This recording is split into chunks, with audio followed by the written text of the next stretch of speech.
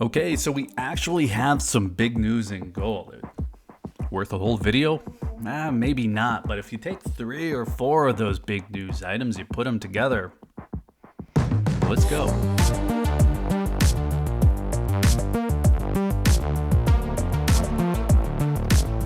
So we have a fair amount of news to cover today. Some of this is big news that could impact gold price, and some of it's just really interesting. But maybe not enough to warrant a whole video. That's all. But don't worry here. We're going to group it all together, roundup style, and not waste your time on individual stuff that might not be a standalone topic. So no emergency breaking news sirens, just a quick look at a few things that I think you should know about, a few things that might impact the price of gold. Well, first up, if you've always wanted to help manipulate the gold market, but you didn't feel like you had the capital to get it done, well, today's your lucky day because CME Group just launched micro gold contracts. That means that you can trade futures contracts down to the 1 ounce level. So if you want to go long or short on gold with the pros, well, now you can do it. This is the COMEX manipulation that we hear so much about. Well, we hear COMEX, but close enough. CME Group is clearly going after the retail market here, but this just really does not make any sense to me. We hear people call Bitcoin digital gold. Well, micro trading gold COMEX contracts feels like, I don't know, yellow Bitcoin. It just doesn't feel like physical metals that we like to stack. So I get the safe haven idea, but I can't get excited about that one at all. Is this going to have a significant effect on gold price? Well, the news articles out there are telling us so, but I would say probably not. Now, if you prefer your safe haven assets in physical form, like most of us probably do, Summit Metals just entered the chat. I know a lot of you have already checked them out, and I appreciate that. They have gold and silver for great prices. They now have great prices on pre-33 gold options as well. So be sure to check them out, summitmetals.com. We're going to skip past Bali trying to arrest Barrick Gold CEO, Ghana's illegal mining, and sex workers working for gold in Amazon gold mining regions. Weird sideshows to the topic that really have no impact on price of gold. Not our monkeys, not our circus. What we're going to look at instead is something that came up in the comments a few times lately, whether or not the U.S. Mint is sourcing its gold from foreign suppliers. Now, Kitco did a great article on this. They ran down a lot of the information. I'm going to tell you why it matters, because this gets pretty interesting. The U.S. Mint is legally obligated to source the gold used for their bullion program from newly mined domestic gold. That's according to the Gold Bullion Coin Act of 1985 and the Presidential $1 Coin Act of 2005.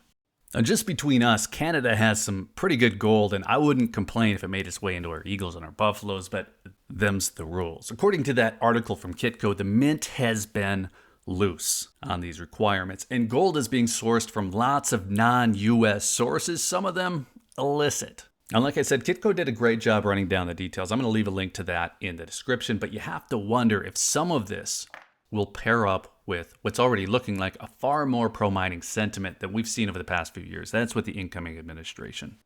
Okay, now we're really going to get into it. We have China's recent gold discovery in Hunan province. Not just a good-sized discovery, not even just a giant discovery, but a supergiant discovery. Chinese experts claim that it could be the largest deposit of any precious metal deposit in existence today. And man, that's going to tank the price of gold, am I right? Well, we need to pause for just a minute and at least point out that this is all coming out of Chinese state media. The CCP is responsible for the messaging here, so it could be exaggerated.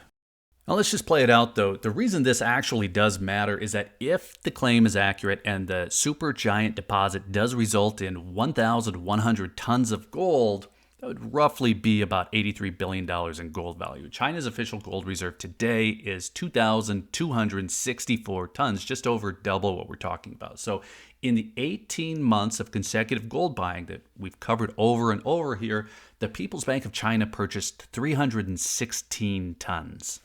And that's a lot, but it's only equivalent to the 330 tons their team of geologists originally estimated in this find. It's less than a third, though, of what they now suggest is actually down there, that 1,100 tons. And if it plays out, I guess they don't need to be buying as much from the LBMA or the open market or importing as much for consumer demand because they can just pull it out of the ground. Now, in 2023, China imported 1,447 tons of gold, so they import far more than what goes into the official gold reserves, just for the official record here.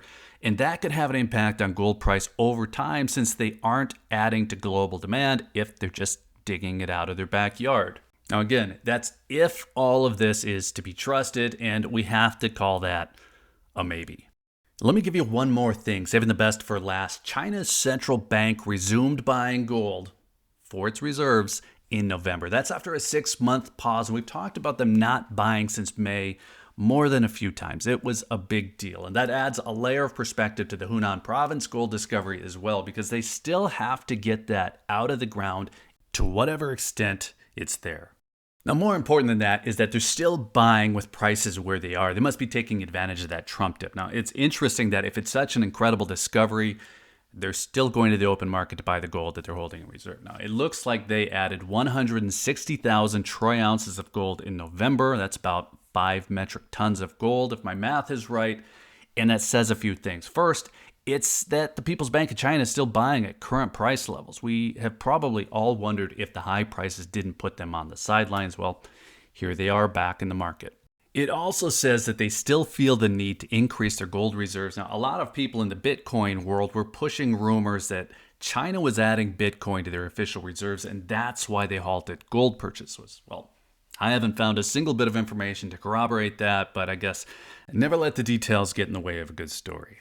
Now, put all of this together, and I'd say it's more interesting than emergent. All of these stories build on gold's continued relevance and probable appreciation and value, but none of them alone are going to swing the price Sunday evening. This is more about the continued importance of gold, and I would say solid evidence in why having a non-zero position in gold is probably a good idea. Now, let's call it good there. I have to go work on my "you won't believe what happened to gold today" thumbnail. We need the views around here. So let us know what you're up to in the comments, whether you think these stories will have an impact on price or not. Let us know. And then while you're in the comments, be sure to hit that like button if you found any of this interesting. Be sure you're subscribed with notifications turned on if you want to hear more on the topic. And if you're still here, thanks again for watching. I always appreciate your time. Take care.